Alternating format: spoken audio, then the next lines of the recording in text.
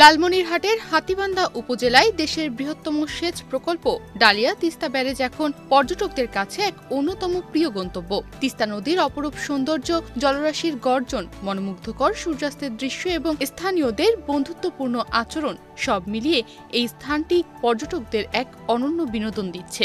ঈদ, পূজা সহ অন্যান্য ছুটির দিনগুলোতে তো বটেই, এখন সাপ্তাহিক ছুটির দিনেও হাজার হাজার মানুষ ভিড় করছেন এই অঞ্চলে। প্রায় ৭৫০ মিটার দীর্ঘ এই ব্যারেজের ওপর দিয়ে হাঁটলে দুই পাশে তিস্তা নদীর বিশাল জলরাশি মন জুড়িয়ে দেয়।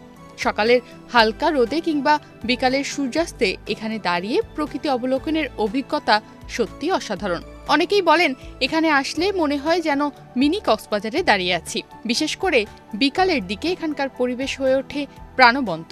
তরুণ তরুণীরা দল বেঁধে আসেন, কেউ ঘুড়ি ওড়ান, কেউ বা নদীর পাড়ে বসে সেলফি তোলেন, কেউ ফেসবুক লাইভে এসে বন্ধুদের এই সৌন্দর্য দেখান, আবার কেউ বা নৌকা অথবা স্পিড বোর্ডে উঠে আনন্দ উপভোগ করেন। ছেলেকে নিয়ে একটু ঘুরতে আসলাম। আসলে ঘোরার তো আসলে এরকম কোনো প্লেস নেই, আমাদের এই তিস্তা ব্যারেজটা ঘোরার একটা অন্যতম একটা প্লেস। আমি আমার ছেলেকে নিয়ে ঘুরতে আসছি, অনেক বেটার ফিল করতেছি। এখানে এইভাবে আসলে আমরা কখনো ঘুরতে পারি না, আর আমাদের উত্তরবঙ্গের মধ্যে এই জায়গাটাই শুধু একটু এরকম জায়গা, খুব ভালো লাগতেছে আমি ছেলের সাথে এসে। যদি বলি, আমি কিন্তু কক্সবাজারেও ছিলাম, তো ওখানে আসলে সমুদ্র সৈকতে গেলে যে ফিলিংসটা, তো এখানে এইবারের মতো এই আমার ছেলেকে নিয়ে এখানে আসার ফিলিংসটা আমি এখানে উপভোগ করতেছি। এখানে আমার বাড়ি, তো আমি ঈদের ছুটিতে আসছি, সে আমাদের জায়গাটা অনেক সুন্দর, অনেক লোকজন আসে, খুব ভালো জায়গা এটা। এদিকে পর্যটকদের আগমনে স্থানীয় ব্যবসা বাণিজ্য চাঙ্গা হয়ে উঠেছে। তিস্তা ব্যারেজের প্রবেশপথে গড়ে উঠেছে অস্থায়ী ফাস্টফুড, চটপটি, ফুচকা, রকমারি পান সুপারি, হাতঘড়ির স্টল, মোবাইল ফোনের কভার ও সানগ্লাসের হরেক রকমের দোকান। এছাড়াও রয়েছে নানা বয়সীদের জন্য নাগরদোলা খেলার ব্যবস্থা। দর্শনার্থীর সংখ্যা বাড়ার সঙ্গে সঙ্গে কিছু সমস্যাও বাড়ছে।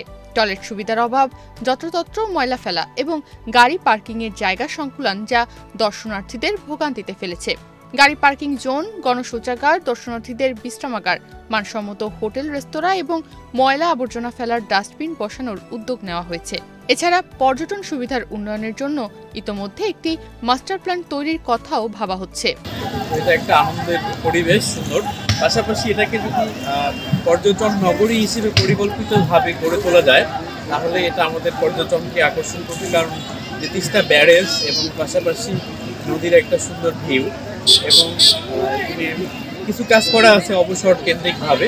পাশাপাশি যদি আরও পরিকল্পিতভাবে কিছু উদ্যোগ নেওয়া যায় পর্যটন নগরী হিসেবে গড়ে তোলার জন্য, তাহলে আমি আশা করি বা আমি মনে করি বা আমার ব্যক্তিগতভাবে মনে হয় এই তিস্তা তীরবর্তী অঞ্চলে সুন্দর একটি মনোরম পরিবেশ এবং সুন্দর একটি পর্যটন নগরী হিসেবে গড়ে উঠবে।